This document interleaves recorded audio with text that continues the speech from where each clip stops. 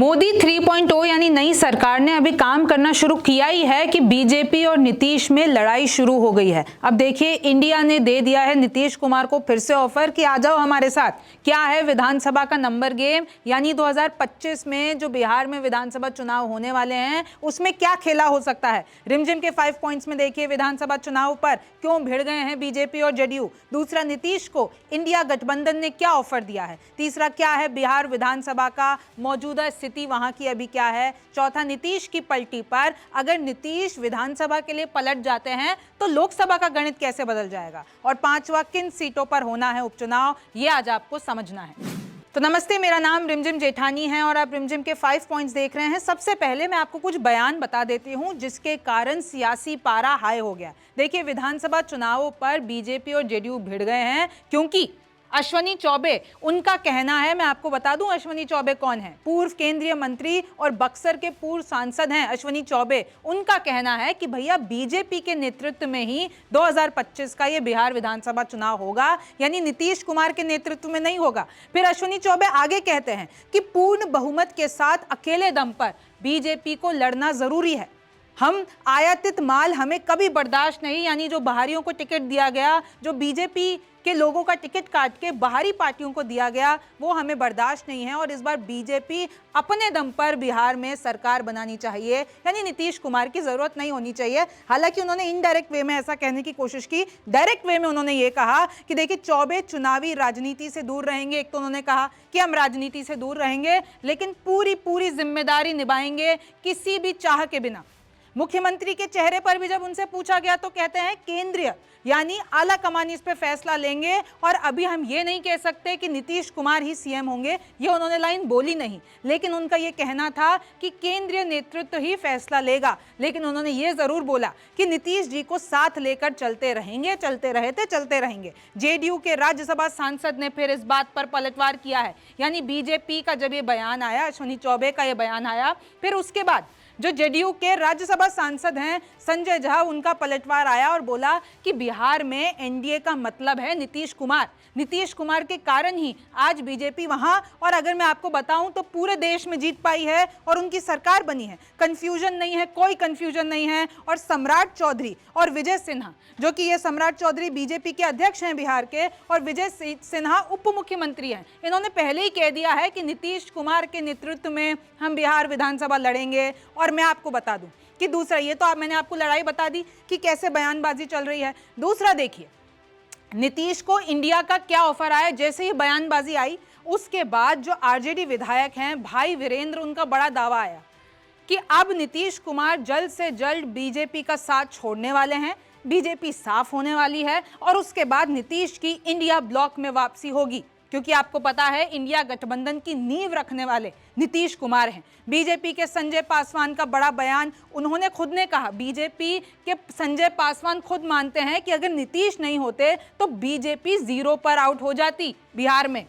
नीतीश के मंत्री जमा खान ने भी इस बात का समर्थन किया कि आप सही कह रहे हैं भाई साहब, अगर बीजेपी के साथ जेडीयू नहीं होती यानी नीतीश कुमार नहीं होती तो हालत बहुत टाइट रहती। नीतीश कुमार ने पीएम पद का त्याग दिया। उन्होंने ये कहा, जमा खान जो कि नीतीश के मंत्री, उनका ये कहना है कि देखिए हमारी तो इच्छा थी कि नीतीश कुमार प्रधानमंत्री बने, लेकिन उन्होंने एनडीए के लिए ये पद, ये जो पूरी इच्छा थी वो त्याग दी। तो ये बयानबाजी सुनी। अब देखिए, अब सवाल यह है खेला हो गया तो क्या होगा। अब सबसे पहले आप देखिए कि क्या है बिहार विधानसभा का मौजूदा गणित। तो देखिए, मैं आपको 2020 के नतीजे बता देती हूँ। कुल सीटें हैं बिहार में 243, बहुमत का आंकड़ा है 122, सरकार के पास है अभी 128, विपक्ष के पास है 115। और ये मैंने सब आपके लिए लिख दिया है कि किस पार्टी के पास कितनी सीटें हैं। बीजेपी 78, जेडीयू 45 और अगर आप देखेंगे आरजेडी 79, यानी आरजेडी सबसे बड़ी पार्टी 2020 के नतीजों में। लेकिन अब जो है वो गणित चेंज हो गया है। अब गणित हो गया है कुल सीटें 243, बहुमत वही है, लेकिन अब क्योंकि 5 विधायक लोकसभा के लिए चुने जा चुके हैं तो वो 5 सीटें खाली हो गई है। अब उन 5 सीटों पर उपचुनाव होगा। तो अब कुल जो सदस्य हैं विधानसभा के वो हो गए हैं 238 और इससे क्या हुआ है कि बीजेपी सबसे बड़ी पार्टी बन गई है। बीजेपी के पास तो 78 हैं, आरजेडी के पास 77 है और जेडीयू के पास 44 है। तो देखिए बीजेपी ने यहां पर बड़े भाई की पोजीशन में यानी लीड ले ली है। अब खैर 5 सीटों पर उपचुनाव होंगे और फिर उसके बाद में पता चलेगा कि क्या स्थिति है। चौथा देखिए कि अगर चलिए विधानसभा में पलटी मार लेते हैं, अगर नीतीश कुमार ने विधानसभा में पलटी मार ली तो लोकसभा के गणित पे कैसे असर पड़ेगा ये हमें समझना जरूरी है। तो देखिए कुल लोकसभा सीटें हैं 543, आपको पता है। एनडीए के पास इस वक्त हैं 293 और इंडिया गठबंधन के पास है 237, अदर्स के खाते में है 12 और एक वेकेंट सीट जो वायनाड की हो गई है जहां पे उपचुनाव होंगे, राहुल गांधी ने वो सीट छोड़ दी है, वो एक।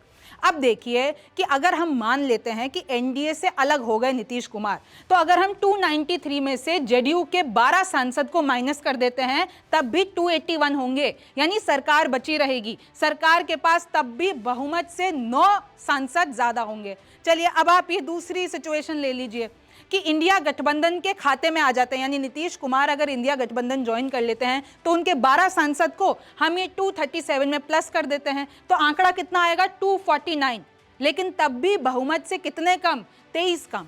और अगर आप मतलब खींच तान के मान लीजिए कि चलिए मान लेते हैं ये जो 12 या 13 अदर्स हैं कि वेकेंट सीट है वो चलिए प्रियंका गांधी जीत गई, चलिए आप अदर्स 12 भी मिला लीजिए, सब कुछ निचोड़ के मिला लीजिए, 249 में भी आप 13 प्लस कर लीजिए तब भी 262 ही होते हैं, बहुमत से तब भी 10 कम, यानी सरकार तो एनडीए की कहीं नहीं जा रही है। हाँ, बिहार विधानसभा में जरूर खेल हो सकता है, लेकिन इधर अगर आप देखेंगे तो लोकसभा में अगर नीतीश कुमार चले भी जाते हैं तो बीजेपी सरकार को यानी एनडीए सरकार को कोई खासा इधर नुकसान नहीं होगा, सरकार बनी रहेगी। पांचवा देख लीजिए वो कौन सी 5 सीटें हैं जिस पे उपचुनाव होना है, किन सीटों पर होना है उपचुनाव। तो देखिए रामगढ़, तरारी, जहानाबाद, इमामगंज और रुपौली, ये 5 सीटें हैं जहां पे उपचुनाव होगा बिहार विधानसभा का। और इसमें 2020 में कौन कौन जीता था? रामगढ़ से आरजेडी, तरारी से सीपीआई एमएल, जहानाबाद से आरजेडी, इमामगंज से एचएम यानी हम पार्टी और रुपौली से जेडीयू। तो आप साफ देख सकते हैं क्योंकि ये जो 2 आरजेडी के हैं वो अब लोकसभा सदस्य चुने जा चुके हैं तो इनकी सीटें खाली हो गई है और विधानसभा में इसलिए ही बीजेपी सबसे बड़ी पार्टी बन गई है। तो देखिए इधर लोकसभा में तो आपको क्लियर है कि कुछ ज़्यादा नहीं होगा, लेकिन विधानसभा में क्या खेला होगा वो आप और मैं उस चीज़ का इंतज़ार कर रहे हैं। अब जो भी होगा वो तो वक्त बताएगा। आप रिमझिम के 5 पॉइंट्स देखते रहिए, न्यूज़ 24 देखते रहिए। मैं हूँ रिमझिम जेठानी, फिर मुलाकात होगी। भारतीय जनता पार्टी मेरी स्वयं की इच्छा है और मैंने अपने नेतृत्व को भी बताया कि भारतीय जनता पार्टी के नेतृत्व में एनडीए की सरकार बिहार में बननी चाहिए। हम पूर्ण बहुमत के साथ भारतीय जनता पार्टी अकेले अपने दम पर आए और एनडीए को भी, अपना सहयोगी दल को भी आगे बढ़ाए, ये हमारी मंशा है और उसके लिए हर कार्यकर्ता को अभी से लग जाना होगा और मैं इस काम को बखूबी करूंगा बिना किसी चाह का। और मुझे लगता है कि हम नीतीश जी को भी साथ लेके चल रहे थे, आज भी चल रहे हैं, आगे भी चलेंगे। आपका कौन होगा मुख्यमंत्री का चेहरा? भाई मुख्यमंत्री का चेहरा तो उस समय जब चुनाव होगा उसके बाद देखा जाएगा। अभी वो पार्टी तय करेगी, केंद्र का नेतृत्व तय करेंगे, पहले या बाद में क्या होगा वो केंद्र नेतृत्व तय करेगा। लेकिन पार्टी के संगठन को, पार्टी में आयातित माल जो है वो हमें कभी बर्दाश्त नहीं। आपका इशारा प्रदेश अध्यक्ष की तरफ है? कहीं भी नहीं, हमारी अध्यक्ष की तरफ नहीं, मेरे सभी जगह जो संगठन का मूल तंत्र है, जिसको पंडित दीनदयाल उपाध्याय जी ने, श्यामा प्रसाद मुखर्जी जी ने, अटल बिहारी वाजपेयी अडवाणी जी ने जिस पौधे को सींचा है, हम सिद्धांत से कभी भी उस वसूल को कभी छोड़ नहीं सकते।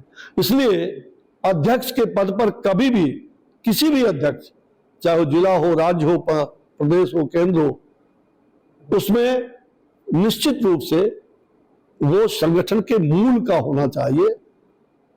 ये हमारी सोच है और ये मूल का होगा तभी हम इस राज्य और देश को आगे बढ़ा सकते हैं। और इसमें मैं शुरू से इसका आग्रही रहा हूं।